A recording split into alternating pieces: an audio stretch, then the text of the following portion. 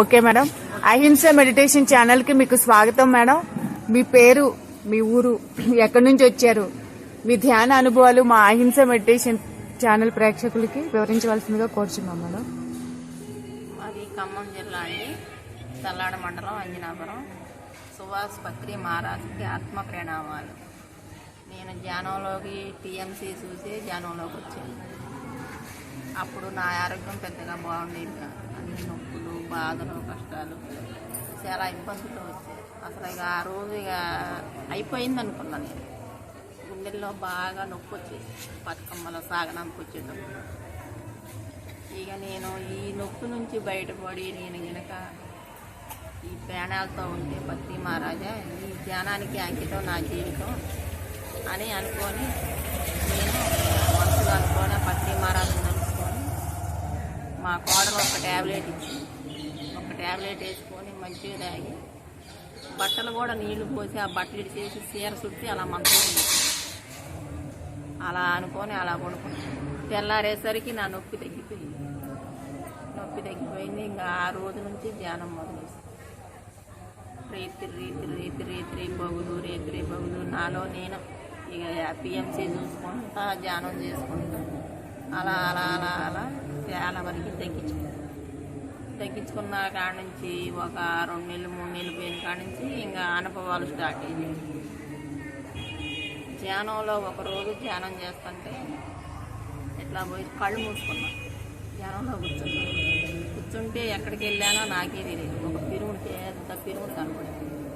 ఆ పిరుముడిలోకి వెళ్ళిపోయి ఆ పిరుముడిలో కూర్చొని అందరు వస్తున్నారు, వెళ్తున్నారు, కనపడుతున్నారు. నేను ఒక దరికి వెళ్ళి కూర్చొని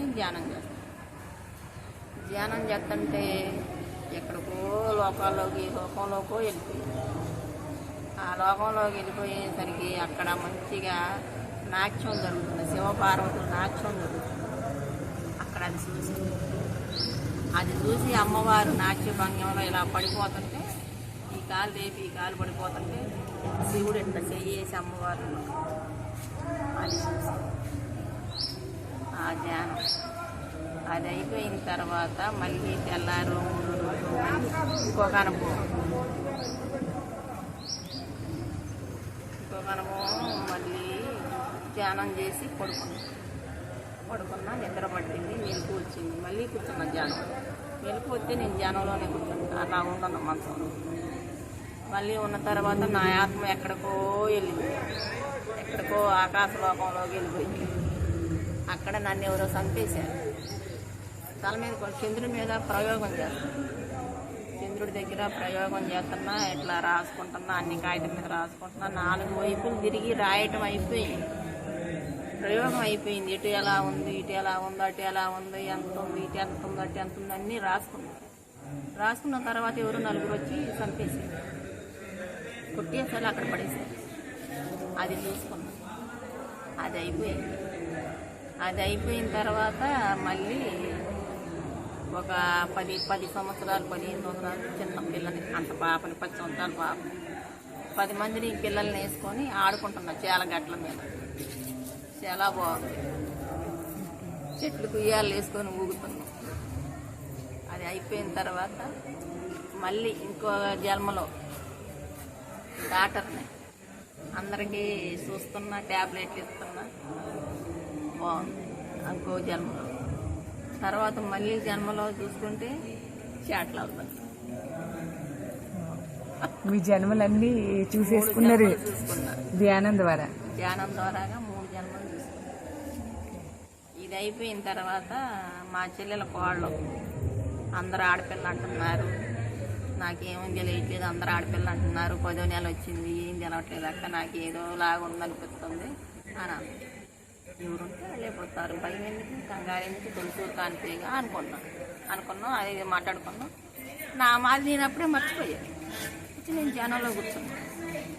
ధ్యానంలో కూర్చుంటే నైట్ 9 10 వాడు పుట్టనేలే, కడుపులో ఉండగా చూసేయాలి. హాస్పిటల్లో డెలివరీ అయినట్టు, బాబు పుట్టినట్టు, వాడిని ఎత్తుకొని నేను మాట్లాడినట్టు, చాలాసేపు అక్కడ ఉన్నట్టు అన్నీ చూసా. మెలకు వచ్చింది. ఏంటి ఎలా చూసుకున్నా, నిజమో కాదు మరి ఎవరికన్నా చెప్తాం అనుకుంటా.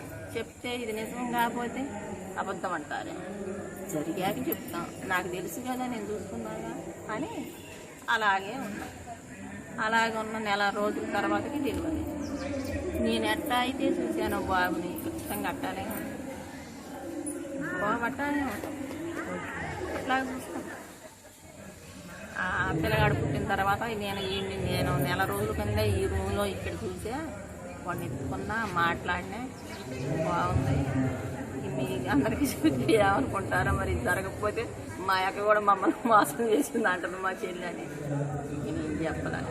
చాలా చాలా అనుభవాలు ఉన్నాయి, ఎన్నో. చాలా గ్రేట్ మేడం, మీరు చక్కగా ధ్యానం ద్వారా మీ గత జన్మలు చూసుకున్నారు, మీ ఆరోగ్యాన్ని చక్కగా సెట్ చేసుకోగలిగారు. నేను ఇక జిందువా అని రాసుకోవడం కూడా తెలియదు. పత్రి సార్ ఉన్నంగానే no doctor no medicine. Patri sir ఉన్నంగా జనంలోకి వచ్చా. పత్రి సారు లేడని తెలిసాక ఏడుపు అంతెంత కాదు. నేను ఎందుకు వెళ్ళలేకపోయా, నా గురుదేవుని ఎందుకు చూడలేకపోయా, నా కర్మ ఏంటి, నా కర్మ ఇంకా తొలగలేదా, నేను ఎందుకు గురువుని కలుసుకోలేకపోయానని ఏడుతుంటే చచ్చిపోయిన 3వ రోజు సార్ వచ్చి నాకు అన్నం పెట్టాను. పత్రి సార్ వచ్చారు, వచ్చి నాకు అన్నం పెట్టాడు. అన్నం పెట్టాక ఏం కూరలు చేసిన వాళ్ళు, గుత్తి వంకాయ కూర వండే సార్ అన్న, మామిడికాయ పప్పు వండే సార్ అన్న, మరి అరటికాయ పాయసం చేసే సార్ అన్న. నువ్వు ముందు పాయసం పెట్టినాక పాయసం తిన్నాను. తిన్న తర్వాత ఏమేమి చేసావు, ఎలా బాగుంది, నేను ఇలాంటి పాయసం నేను ఎక్కడా తినలేదు, ఎలా చేసావు నాకు చెప్పాను. ఇది అరటికాయ పాయసం సార్, చాలా బాగుంటుంది సార్ అన్న. తిన్నారు. సార్ చేయగడిగా మా అమ్మ వచ్చింది, మా నాన్న వచ్చింది, నాకు కూడా అన్నం పెట్టమ్మా అంటున్నారు. సార్ తిని వెళ్ళిన తర్వాత మనం తిందాం, మనకు కంగారు ఏముంది, సార్ని చూసుకోవాలమ్మ అని అన్నాం. అది తర్వాత మా అమ్మకి మా నాన్నకి అన్నం పెట్టా, మేము అందరం తిన్నాం. అది అయిపోయింది. ఇంకా చాలా చాలా అనుభవాలు ఉన్నాయి మేడం. రోజుకి ఎన్ని గంటలు ధ్యానం చేస్తారండి? నేను ఎంతోసేపు చేయను, పొద్దున 1 గంట, మాపలో 1 గంటే చేస్తాను. మీరు గ్రూప్ మెడిటేషన్ కి విడిగా చేసే ధ్యానానికి ఏమైనా తేడా ఉంటుంది అంటారండి? గ్రూప్లో బాగుంటుంది, గ్రూప్లో బాగా ఎనర్జీ వచ్చింది, విడిగా కూడా వచ్చింది. విడిగా చేస్తే ఏంటంటే ఇక మనకి డిస్టెన్స్ ఉండదు, మన లోపల మనం వెళ్ళిపోతాం. గ్రూప్లోనైతే అందరి ఎనర్జీ కరెక్ట్. మీరు పుట్టుకతోనే శాకాహారులా లేకపోతే ధ్యానంలోకి వచ్చిన తర్వాత శాకాహారి అయ్యారండి? నేను పుట్టుకతో మాంసాహారిని. ధ్యానంలోకి రాకముందే నేను బతుకమ్మలప్పుడు 9 రోజులు నవరాత్రులు ఉన్నాయి కదా, దుర్గమ్మ నవరాత్రులు, ఆ నవరాత్రి 9 రోజులు మానేశాను. మీ కుటుంబ సభ్యులందరూ కూడా శాకాహారమే తీసుకుంటారండి? మా కుటుంబ సభ్యులు కొందరు మారలా, కొంతమంది మారారు, కొంతమంది మారారు. మీరు ఎవరికైనా ధ్యానం నేర్పిస్తూ ఉంటారండి? అందరికీ చెప్తుంటాను. నా ద్వారా ఒక 20 మందిని తయారు చేస్తే అందరూ మానేశారు. ఇప్పుడు ప్రస్తుతానికి ఒక 3 చేస్తున్నారు. ర్యాలీల్లో కానీ ఇట్లా యజ్ఞాల్లో కానీ పార్టిసిపేట్ చేసినప్పుడు మీకు ఎలా అనిపిస్తుందండి? చాలా ఆనందంగా ఉంటుంది, చాలా బాగుంటుంది. మన కొత్త కూడా రీసెంట్గా శాఖాహార ర్యాలీకి వెళ్ళా, ఖమ్మం ర్యాలీకి వెళ్ళా.